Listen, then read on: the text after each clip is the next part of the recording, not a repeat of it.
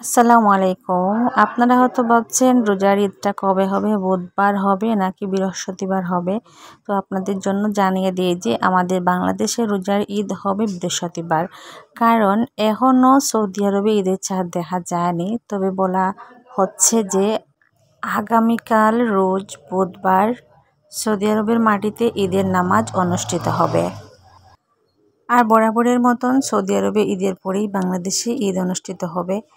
তো আমাদের বাংলাদেশে ঈদ হবে রোজ বৃহস্পতিবার বাংলাদেশের মাটিতে ঈদের নামাজ অনুষ্ঠিত হবে।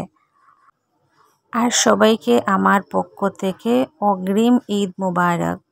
যারা আমার ভিউয়ার্স সৌদি আরবে আছেন তাদের কাছেও আমার ঈদ মোবারক অ্যাডভান্স।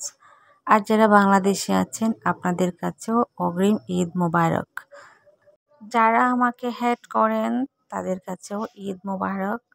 যারা আমাকে খুব বেশি ভালোবাসেন আপনাদের কাছেও আমার ঈদ মোবারক।